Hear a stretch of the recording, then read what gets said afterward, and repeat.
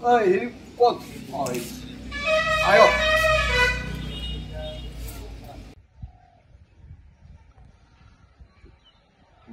দেশত যি ধৰণে মূল্য বৃদ্ধি হৈছে বস্তুৰ এইটো এটা বহুত ভয়াৱহ দিন আহিছে সমগ্ৰ দেশবাসীৰ বাবে।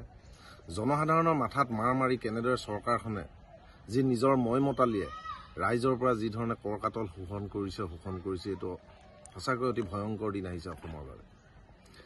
আপোনালোকে চাওক, অসমৰ জনসাধাৰণে এতিয়াও যদি একত্ৰিত হৈ ওলাই নাহে, অসমৰ জনসাধাৰণে যদি প্ৰবল প্ৰতিবাদ গঢ়ি নুতুলে, তেনেহ'লে অসমীয়া জনসাধাৰণ অসমত জীয়াই থকাটো বহুত ডাঙৰ কথা হৈ পৰিছে। অসমত যে অসমীয়া মানুহ যে জীয়াই থাকিব, জনসাধাৰণ যে জীয়াই থাকিব পাৰিব, খাদ্য সংকটত পৰি মানুহ মৰিব লাগিব, খাবলৈ নেপায় মানুহ মৰিব লাগিব, তেনেকুৱা এটা দিনৰ সৃষ্টি কৰিছে এই বিজেপি চৰকাৰখনে। ইতিমধ্যে আপোনালোকে অসমৰ প্ৰত্যেকজন মানুহে গম পাইছে যে ইলেক্টৰেল বণ্ডৰ যোগেদি হাজাৰ হাজাৰ কোটি টকা এটা কেলেংকাৰী হৈছিলে। তাৰ অৰ্থটো হৈছে বহুতৰ পৰা চান্দা লৈছিলে, হাজাৰ হাজাৰ কোটি টকা চান্দা লৈছে তেওঁলোকে। প্ৰত্যেকটো কোম্পানীৰ পৰা তেওঁলোকে লৈছে, যোনে ঔষধ তৈয়াৰ কৰে তেওঁলোকৰ পৰা পইচা লৈছে, তেওঁলোকে চান্দা লৈছে 100 কোটি টকা তেওঁলোকে চান্দা লৈছে ঔষধ তৈয়াৰ কৰা কোম্পানীৰ পৰা।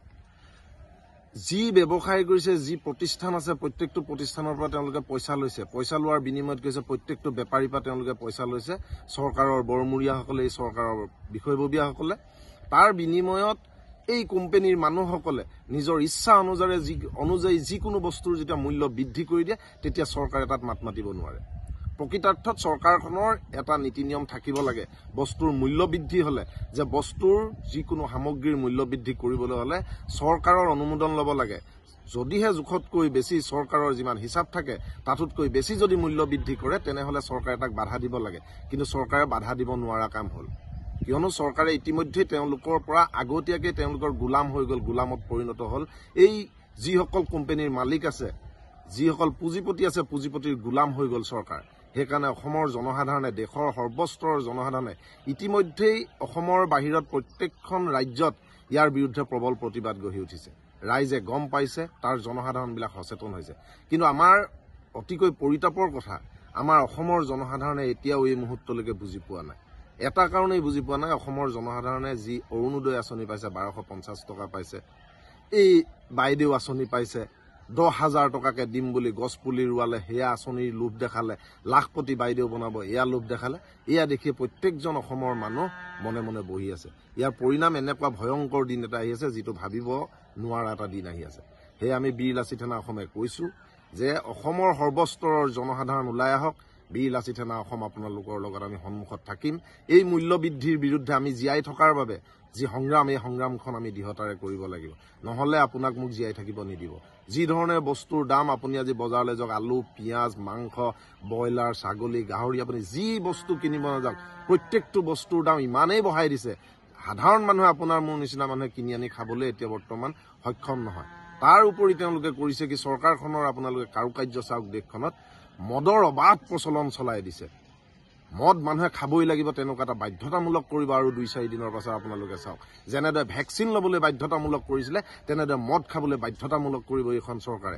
এতিয়াই যদি আমাৰ জনসাধাৰণ সজাগ নহয়, তেনেহ'লে অসমত ভাৰতবৰ্ষৰ ভিতৰত 5খন ৰাজ্যৰ ভিতৰত যি বনাম বুলি কৈছিলে এইজন বহুবল্কী মুখ্যমন্ত্ৰী হিমন্ত বিশ্ব শৰ্মাই, তেওঁ ভাৰতত নাম ল'বলগীয়া 5খন ৰাজ্যৰ ভিতৰত 1 নম্বৰতে অসমখনক তেওঁ হয়তো বনাবৰ বাবে উঠি পৰি লাগিছে মদাহী ৰাজ্য হিচাপে।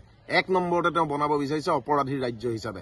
1 নম্বৰতে তেওঁ বনাব বিচাৰিছে য'ত ভয়ানক 2 নম্বৰী কাৰুকাৰ্য হয়, মদ খাই নিজৰ মাতৃক জ্বলাই দিয়ে, মদ খাই নিজৰ ককাই ভাইক মাৰি দিয়ে, মদ খাই লৈ কোনো সামাজিক পৰিৱেশ বিনষ্ট কৰে, তেনেকুৱা পৰিৱেশ এটা লৈ যাবৰ বাবে হিমন্ত বিশ্ব শৰ্মাই চেষ্টা কৰি আছে।